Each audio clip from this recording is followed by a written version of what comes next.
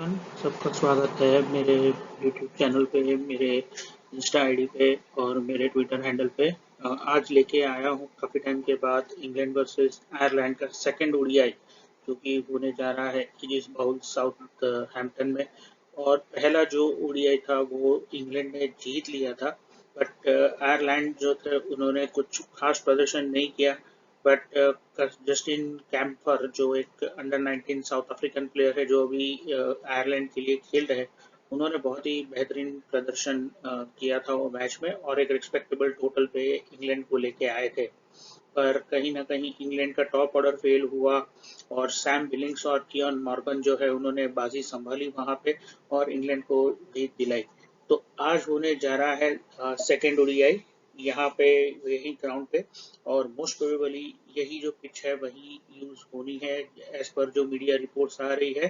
तो इस वीडियो में मैं लेके आया हूँ कुछ इंटरेस्टिंग फैक्ट्स, कुछ पॉइंट्स, और साथ में ही दूंगा दो टीम्स ड्रीम 11 और दो टीम्स माई 11 की सैंपल्स और कुछ ग्रैंड लीग और स्मॉल लीग्स के ऑप्शन साथ में। तो चलिए आगे वीडियो में बढ़ते हैं। सबसे पहले हम बात करते हैं प्रोबेबल प्लेइंग 11 इंग्लैंड की क्या होगी आज के मैच में। सबसे पहला नाम है जेसन रॉय, फिर है Jonny Bairstow, James Vince, Eoin Morgan, Sam Billings, Tom Banton या Liam Livingstone, Moeen Ali, David Willey, Tom Curran, Adil Rashid और साकिब महमूद या रीस टोपली।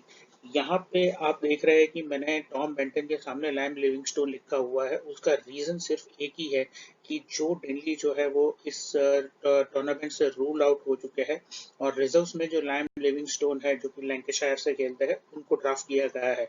तो हो सकता है कि शायद इंग्लैंड कलर्स में आज वो खेल सकते हैं। और दूसरा जो प्लेयर है वो रीस टोपली जो बहुत ही बेहतरीन लेफ्ट आर्म पेस बॉलर है।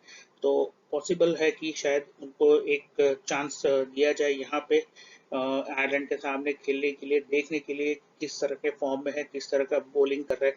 जो रिसेंट उसके पास जो रीस टोपली के जो गेम्स हुए हैं उसमें काफी अच्छा प्रदर्शन है जिसकी वजह से उनको इंग्लैंड की ये टीम में चांस दिया गया है। देखते हैं प्रोबेबल प्लेइंग 11 क्रिकेट आयरलैंड की, जिसमें है Paul Stirling, Gareth Delany, Andy Balbirnie, Harry Tector, Kevin O'Brien, Lorcan Tucker, Curtis Campher, Simi Singh, Andy McBrine, Craig Young और जोशुआ लिटल। अभी यहाँ पे मैंने पोर्टरफील्ड का नाम यहाँ पे ऑप्शनल में रखा हुआ है। जॉर्ज डॉक्रेल का नाम है और पीटर चेज है। मैंने पोर्टरफील्ड का नाम इसके लिए ऐड किया हुआ है क्योंकि पोर्टरफील्ड का मुझे एक सरप्राइज ओमिशन लगा फर्स्ट ओडीआई की टीम से, जो कि बहुत ही एक्सपीरियंस प्लेयर है क्रिकेट आयरलैंड के करंट जो स्क्वाड है उसके अंदर। और जॉर्ज डॉक्रेल भी एक बहुत ही एक्सपीरियंस्ड स्पिनर है, तो हो सकता है शायद इस मैच में उनको जगह दी जाए। और आयरलैंड के लिए एक न्यूज़ ये भी है कि बॉयड रैंकिन और उसके साथ में बैरी मैककार्थी दोनों इंजर्ड हो चुके हैं और रूल्ड आउट है इस टूर्नामेंट से एज ऑफ नाउ। सो कहीं ना कहीं जॉर्ज डॉक्रेल यहाँ पे हो सकता है खेले, क्योंकि मैक्सिमम जो टीम है इंग्लैंड की उसके अंदर सब राइट हैंडेड बैट्समैन है। तो एक लेफ्ट आर्म स्पिनर अगर टीम में आते हैं तो एक बहुत ही अच्छा प्रपोजिशन हो सकता है और एक चैलेंजिंग होगा इंग्लैंड के लिए, क्योंकि पिच भी कुछ इस तरह से स्पिनर्स को थोड़ा असिस्ट कर रही है। तो आज देखना ये रहेगा कि क्या टीम लेके आती है क्रिकेट आयरलैंड। मेरे हिसाब से ये जो प्रोबेबल प्लेइंग 11 है यही ऑलमोस्ट होनी चाहिए। तो देखते हैं कुछ इंटरेस्टिंग फैक्ट्स इस मैच के लिए। सबसे पहले इंग्लैंड के जो ये जो रिकॉर्ड है ये वेन्यू पे, उसके जो तीन बैट्समैन हैं जिसमें ओवेन मॉर्गन, जेसन रॉय और बैरिस्टो, देखिए उनका, जिसमें सबसे बेहतरीन जो है वो ओवेन मॉर्गन है जिसके 610 रन है इस वेन्यू पे और 76 का एवरेज लेके बैठे और हाईएस्ट 107। दूसरे एक बैट्समैन है जेसन रॉय जिसने 332 रन इसी वेन्यू पे बनाया है, 96 उनका हाईएस्ट है और 55 का वो एवरेज कर रहा है। और Johnny Bairstow 237 run in total इस वेन्यू पे, 141 का बेस्ट है और एवरेज कर रहे हैं 118.5। बट यहीं पे हम देखेंगे तो मॉर्गन जो है वो 14 मैचेस खेले हुए इस वेन्यू पे, जेसन रॉय 7 खेले हुए और बैरिस्टोव 3 खेले हुए हैं। But as per the stats अगर मैं बात करूं तो ये तीन सबसे बेहतरीन इंग्लैंड के की प्लेयर्स है इस ग्राउंड पे। साथ में अगर बात करते हैं इसी वेन्यू के इंग्लैंड के जो बॉलर्स है उसमें सबसे पहला नाम है आदिल रशीद जो कि लेग स्पिनर है। 9 विकेट्स इस ग्राउंड पे उनके नाम पे है। डेविड विली के नाम पे एज ऑफ नाउ 5 है, बट कल जो उन्होंने लास्ट मैच में 5 विकेट हॉल लिया तो अभी उनके नाम पे और 5 विकेट एड होगी यहाँ पे। और साथ में मोइन अली की तीन विकेट्स है। तो ये जो तीन है बॉलर्स यहाँ पे है वो रिकॉर्ड वाइज और स्टैट्स वाइज इस ग्राउंड पे सबसे इम्पोर्टेंट है। तो देखते हैं ये कंडीशंस और ग्राउंड को कैसे यूटिलाइज करते हैं। विली ने बहुत ही खूबसूरत बॉलिंग की थी फर्स्ट मैच में। आदिल रशीद कंट्रोल्ड रहे थे, मोइन अली भी कंट्रोल्ड रहे थे। देखना ये रहेगा क्या होगा। अगर विकेट टर्न लेना शुरू करता है तो आदिल रशीद जो है वो इम्पोर्टेंट हो जाएंगे। एक लेग स्पिनर है तो एक काफी क्रूशियल होगा इंग्लैंड के लिए उनको खिलाना इस मैच में। और मोइन अली जो कि राइट आर्म ऑफ स्पिन का ऑप्शन प्रोवाइड करते हैं, तो एक ऑफ स्पिनर लेग स्पिनर दोनों कॉम्बिनेशन इंग्लैंड को मिलेंगे इस जगह पे। तो दूसरे कुछ इंटरेस्टिंग फैक्ट्स इसी मैच को लेके, इसी वेन्यू पे हाईएस्ट इंडिविजुअल स्कोर्स में अगर हम देखें तो बेयरस्टोव का 141, मॉर्गन के 200 प्लस स्कोर इसी ग्राउंड पे है। जेसन रॉय का है यहाँ पे 96 है, 87 है। और मॉर्गन के 271 के स्कोर इस ग्राउंड पे और रॉय के 67 और 65 है इस ग्राउंड पे। और साथ में देखें तो इंग्लैंड के इस वेन्यू पे सबसे हाईएस्ट कितना उन्होंने किया हुआ है। सबसे हाईएस्ट टोटल इस ग्राउंड पे जो हुआ है वो 373 रन इस ग्राउंड पे स्कोर हुए 50 ओवर्स के ओडीआई फॉर्मेट में। तो इससे ज्यादा का स्कोर अभी तक इस ग्राउंड पे इंग्लैंड के द्वारा देखा नहीं गया है। तो ये एक चैलेंजिंग और डॉन्टिंग टोटल अगर हो सकता है, अगर कहीं ना कहीं इंग्लैंड अच्छी बैटिंग करता है 300 के टोटल को अगर पार कर लेता है तो एक बहुत ही बेहतरीन स्कोर ओवर आयरलैंड के लिए कहीं ना कहीं ज्यादा मुश्किलें बढ़ सकती है इस मैच के अंदर। तो ये कुछ इंटरेस्टिंग फैक्ट्स ये कुछ दूसरे इंटरेस्टिंग फैक्ट्स और इस मैच को लेके है। जेम्स विंस जो ये टीम में स्क्वाड में है और लैम डॉसन, ये दोनों का होम ग्राउंड है यहाँ पे। आयरलैंड के जो बैट्समैन है हैरी टेक्टर और कैम्फर, दोनों ने डेब्यू किया था लास्ट मैच में, बट कैम्फर बहुत सक्सेसफुल रहे थे, टैक्टर नहीं रहे थे। तो कह सकते हैं अभी तो एक ही मैच खेला है तो ऑलमोस्ट डेब्यू जैसा ही है उनके लिए भी। जैसे मैंने बताया था पिछले जब प्लेइंग 11 बता रहा था कि जोशुआ लिटल 4 फॉर 45 इंग्लैंड के सामने उनका एक बहुत ही बेहतरीन रिकॉर्ड है। केविन ओब्रायन जिसने भी 2011 का वर्ल्ड कप देखा होगा इंग्लैंड के सामने, केविन ओब्रायन की मैजेस्टिक सेंचुरी थी वर्ल्ड कप में, बट उसके बाद उनका फॉर्म बहुत ही मतलब पुअर चल रहा है कहीं ना कहीं पे। सो एक कंसर्न पॉइंट आयरलैंड के लिए हो सकता है। पोर्टरफील्ड जैसे मैंने बताया वेटरन है, मोस्ट रन है उनके यहाँ इंग्लैंड के सामने। आयरलैंड के सामने जो मैचेस हुई है इंग्लैंड आयरलैंड की जो भी, उसमें पोर्टरफील्ड के हाईएस्ट रन है। और बाद में बेलबर्नी जो उनके मोस्ट दूसरे एक इम्पोर्टेंट प्लेयर आयरलैंड के लिए, ओवर 1000 रन है और एवरेज 41 का है। तो एक इम्पोर्टेंट प्लेयर है। फर्स्ट मैच में ज्यादा कुछ नहीं किया था उन्होंने, बट इस मैच में एज अ कैप्टन उनके ऊपर बड़ी रोल और रिस्पॉन्सिबिलिटी रहेगी। दूसरी अगर बात करें तो ओपनिंग ऑप्शंस अगर हम देखें तो फर्स्ट मैच में हमने देखा था कि पॉल स्टर्लिंग ने ओपन किया था और उसके साथ में गैरेथ डेनेली थे। दूसरे दो ऑप्शन है केविन ओब्रायन और पोर्टरफील्ड। केविन ओब्रायन का नाम इसके लिए आ रहा है क्योंकि जो कुछ T20s वगैरह जो खेली थी तो उसके अंदर केविन ओब्रायन ने ओपन किया था पॉल स्टर्लिंग के साथ। तो एक हो सकता है कि एक अटैकिंग स्ट्रेटेजी अगर लेनी है तो ये लेके जा सकते हैं।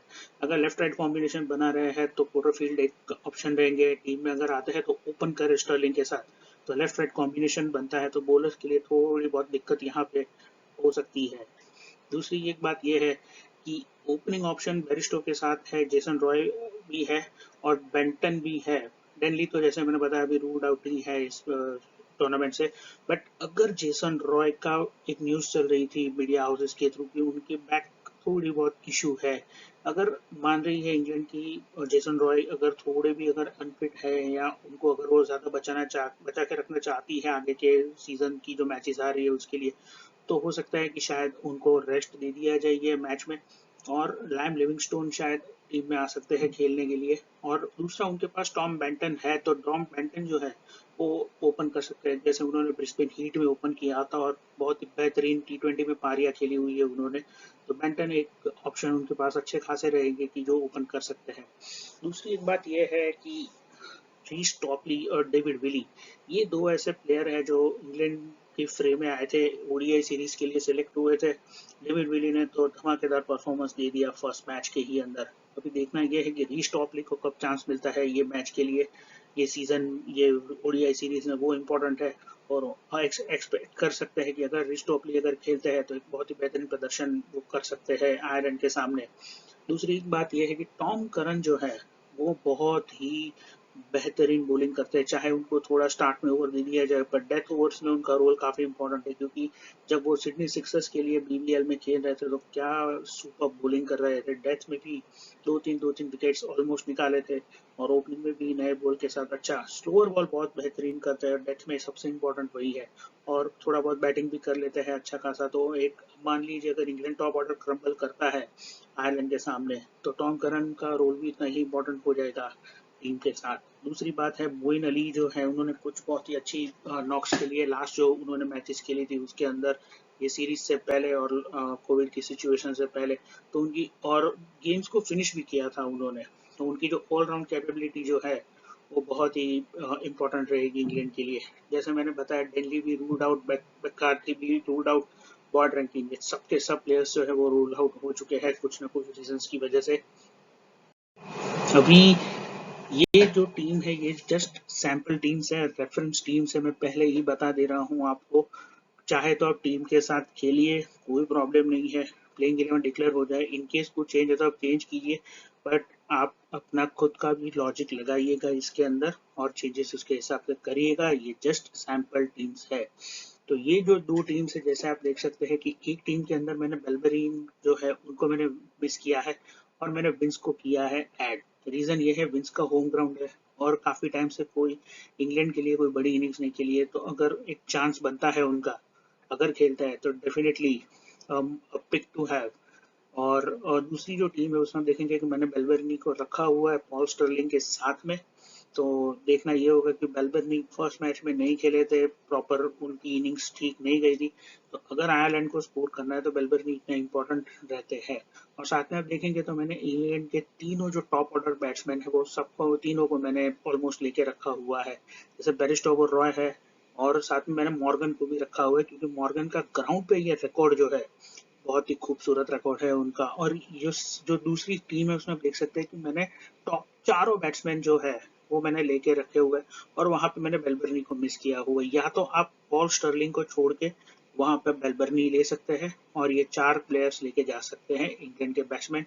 टॉम कैरन है, Adil Rashid, David Willey. Adil Rashid, David Willey दोनों को रखने का सबसे बड़ा रीजन मेरा यही है कि दोनों का ये ग्राउंड पर रिकॉर्ड बहुत अच्छा है, स्टैट्स जो है वो यही बता रहे हैं, और मैंने स्टैट्स के हिसाब से ही ये टीम को बनाई हुई है। अभी आप देखेंगे तो मैंने यहाँ पे कुछ स्मॉल लीग्स और ग्रैंड लीग्स के लिए कुछ ऑप्शंस मैंने दिए हुए हैं जो आप यूज कर सकते हैं आप जब टीम बना रहे हैं तो।